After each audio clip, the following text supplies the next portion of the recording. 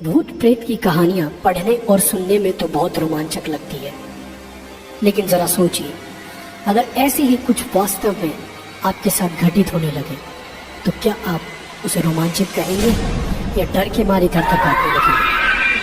किसी परलौकिक शक्ति या प्रेत आत्मा का आसपास होने का एहसास भी शरीर में एक अजब सी सिरहन पैदा कर देता है। तो ऐसे में जाहिर सी बात है, जब आपका सामना ऐसी किसी ताकत से हो जाएगा तो आपका रोमांचक वहीं दम तोड़ देगा। वैसे तो कहने को बहुत सी ऐसी जगहें हैं जहां यह माना जाता है कि आत्माओं का वास है। कोई वीरान और अकेला घर हो या एक लंबे समय से खाली पड़ी इमारत। इसके अलावा वह स्थान जहां किसी दुर्घटना की वजह से भी किसी की जान गई हो, उसे भी हम योग्य नहीं मानते हैं कि हम वहां जाएं, क्योंकि जिन लोगों की जान दुर्घटना में जाती है उनकी आत्मा को मुक्ति नहीं मिलती और वे भटकते रहते हैं। कहने को तो बहुत सी जगहें हॉन्टेड या भूता कहा जा सकता है, जहां प्रमाणिक तौर पर कहा जा सकता है कि उस स्थान में कुछ न कुछ गड़बड़ तो जरूर है, और वह स्थान है राजस्थान स्थित भानगढ़ किला। यह वह स्थान है जिसे पुरातत्व वैज्ञानिकों ने सामान्य नहीं माना है। तभी तो राज्य सरकार द्वारा भानगढ़ किले के चारों तरफ व बाहर चेतावनी के तौर पर एक बोर्ड लगा हुआ है, जिसमें साफ साफ लिखा है कि सूर्य उदय होने से पहले और सूर्यास्त के बाद कोई भी इस किले में नहीं रुकेगा और नहीं आएगा। तो आखिर भानगढ़ में ऐसा क्या है जो आम जन को वहां रात के समय जाने से रोकता है? अगर कुछ है तो उसके पीछे क्या कारण है? हालांकि कोई भी पुख्ता तौर पर वहां घटने वाली दुर्घटना का कारण नहीं बता पाया, लेकिन स्थानीय लोगों के बीच प्रचलित है कुछ कहानियां जो साबित करती है कि वहां कुछ न कुछ तो जरूर हो सकता है। लोगों का मानना है कि बहुत समय पहले इस स्थान पर रत्नावती नाम की बहुत सुंदर राजकुमारी रहती थी, जिस पर काला जादू करने वाले तांत्रिक की कुदृष्टि थी।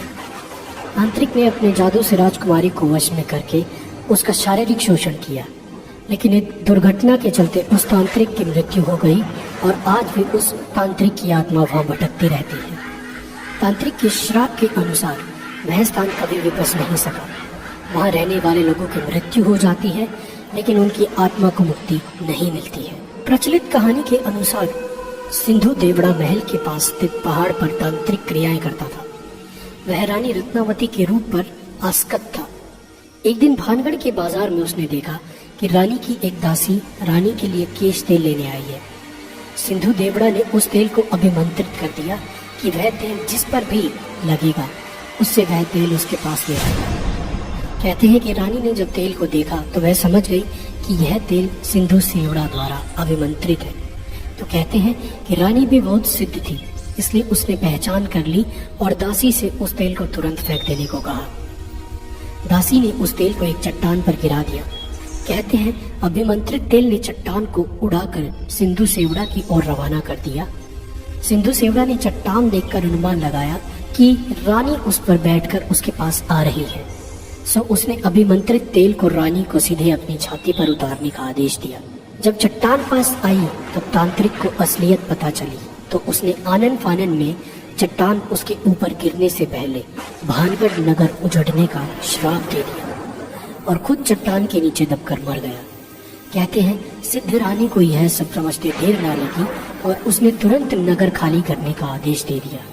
इस तरह यह नगर खाली होकर उजड़ गया और रानी भी तांत्रिक के श्राप की भेंट चढ़ गई। तो कितनी सच्चाई है इस कहानी में?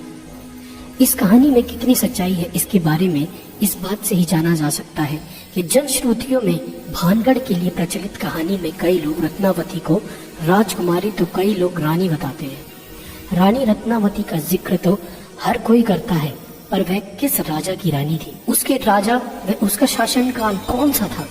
नगर किस काल में उजड़ा? इस प्रश्नों पर सब चुप है। अक्सर लोग इस नगर व किले को 400 वर्ष पहले उजड़ा बताते हैं, पर किले में मिले विभिन्न राजाओं के शिलालेखों की तारीख देखने के बाद उसके उजड़ने की समय सीमा काफी कम हो जाती है। पर बहरहाल बात चाहे जो भी हो, इस फोर्ट को या इस भानगढ़ के किले को अब भी लोग सबसे ज्यादा डरावना मानते हैं। या कह सकते हैं कि भारत का सबसे प्राचीन स्थान जो भी है, जिसमें भूतों का निवास होने की पूरी आशंका या जहां भूत विराज करते हैं, वो भानगढ़ का किला ही है। तो ऐसी ही और महत्वपूर्ण जानकारियों व रोचक तथ्यों के लिए हमारे जाइब करें व यह वीडियो आपको कैसा लगा हमें लाइक व कमेंट करके ज़रूर बताएं। धन्यवाद।